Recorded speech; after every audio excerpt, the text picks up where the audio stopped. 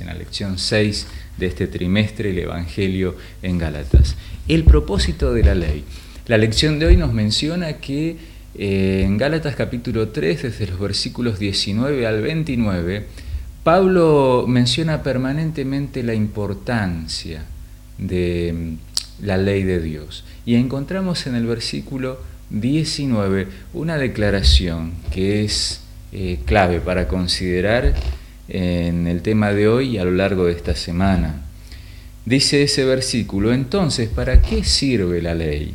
Esto se refiere, hablábamos ayer, al énfasis que viene presentando Pablo de que somos salvos solamente por la fe en las promesas de Dios, como lo estudiamos en el testimonio de Abraham, por la fe en la fidelidad de Dios manifestada en el sacrificio de su único Hijo por nuestra salvación. Entonces, ¿para qué sirve la ley?, pregunta Pablo. Fue dada por causa de las transgresiones hasta que viniera el descendiente o la simiente, esto es Cristo Jesús, a quien se refiere la promesa. La ley fue promulgada por ángeles por medio de un mediador. La lección presenta hoy un aspecto muy importante. ¿Por qué este texto dice que la ley fue dada hasta que llegara la simiente o el descendiente, es decir, Cristo? Bueno, algunos por esto interpretan que Pablo se debe estar refiriéndose entonces a la ley ceremonial. Todos los sacrificios que se hacían en el santuario para justamente señalar al Cordero de Dios que vendría para quitar el pecado del mundo, como lo expresó Juan el Bautista cuando vio que Cristo se acercaba, como lo podemos ver claramente en el cumplimiento de todas las profecías en Cristo. Entonces, algunos piensan, esta ley de la cual Pablo está hablando sería la ceremonial porque fue dada hasta que venga la simiente.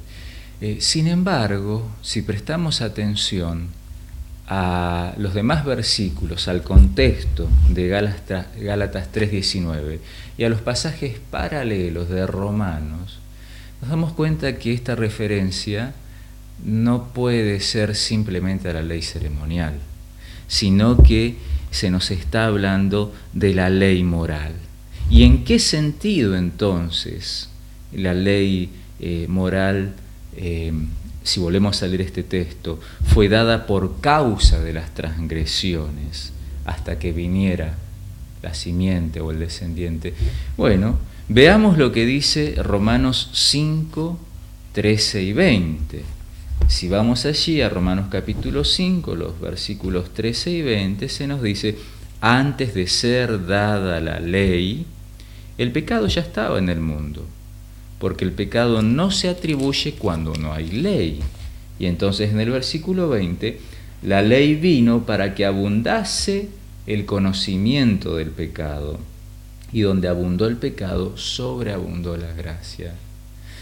La ley fue dada a causa de las transgresiones, dice Pablo en Gálatas 3:19, refiriéndose de forma paralela a lo que hemos leído de Romanos, a que si no fuera por la ley, si no fuera que la ley nos señala que es pecado, no podríamos conocer qué es transgresión, qué es pecado. Conocemos esa ilustración sencilla pero tan clara que nos dice que la ley es como un espejo en el cual nos podemos mirar a ver dónde están las manchas, dónde está el desarreglo en nuestra persona. La ley de Dios tiene esa función. ¿Y por qué dada hasta la simiente? ¿Significa que Jesús abolió la ley moral, los 10 mandamientos? Bueno, vamos a ver que la palabra de Dios no dice, eso es el tema de mañana, pero sí podemos decir aquí, hasta este momento de la lección, que se señala aquí la llegada de la simiente, la llegada de Cristo, justamente por su cumplimiento perfecto de la ley, para librarnos de la culpa por no poder nosotros guardar la ley de manera perfecta. Entonces, hasta allí la Biblia señala que la ley traía esa condena sobre nosotros por el sacrificio de Jesús.